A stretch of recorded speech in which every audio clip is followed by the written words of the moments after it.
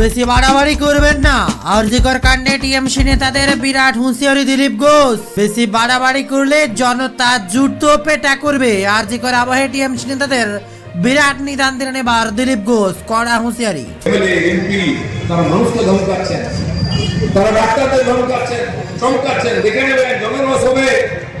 মানুষ আমাদের দেশে খুব ভালো, আইন মানে, সংবিধান মানে, তাই তারা আপনার বাড়িতে চড়া হয়নি, ওই নেতাদের বাড়িতে চড়াও হয়নি, তাদের রাস্তায় টেনে আনেনি, জামা কাপড় খোলেনি, ছাল তুলে দেয়নি। তাদের 14 পুরুষের ভাগ্য ভালো।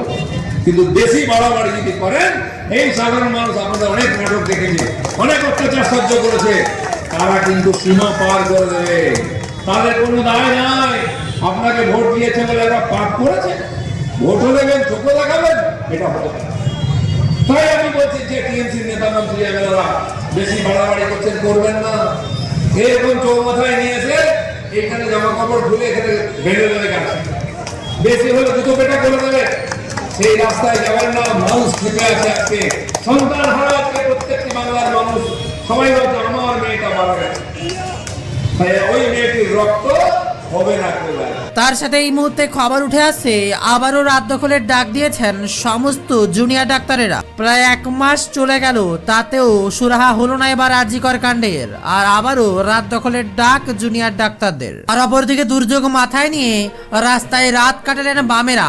আজ হাওড়া শিয়ালদহ থেকে যাবে মিছিল। পুলিশের ব্যারিকেডে ব্যাকগ্রাউন্ড বানিয়ে অবস্থান মঞ্চ করা হয়েছে বউবাজারে। সেখানে বসে রয়েছেন বাম নেতা কর্মীরা। আর শনিবার বিকেল 5টায় অবস্থান মঞ্চেই সমাবেশের ডাক দেওয়া হয়েছে বামেদের তরফ থেকে। তবে আবহাওয়ার তার সাথে রেড অ্যালার্ট। ভোর রাত থেকেই শুরু দুর্যোগ, জারি হলো রেড অ্যালার্ট। পুজোয় বন্যায় ভাসবে নাকি আগাম সতর্কতা। আলিপুর আবহাওয়া দপ্তরের রিপোর্ট বলছে বঙ্গোপসাগরে ঘনীভূত হয়েছে গভীর নিম্নচাপ, আর তার জেরে এই বৃষ্টি হচ্ছে।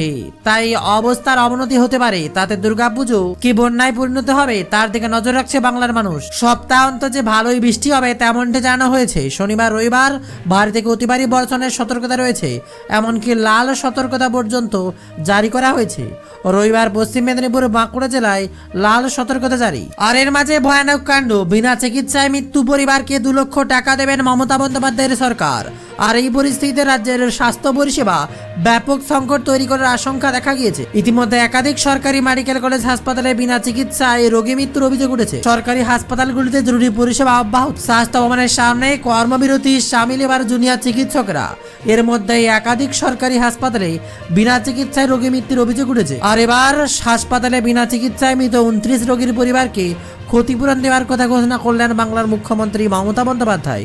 মৃতদের পরিবার পিছু 2 লক্ষ টাকা করে ক্ষতিপূরণ দেওয়ার কথা জানালেন মুখ্যমন্ত্রী মমতা বন্দ্যোপাধ্যায়।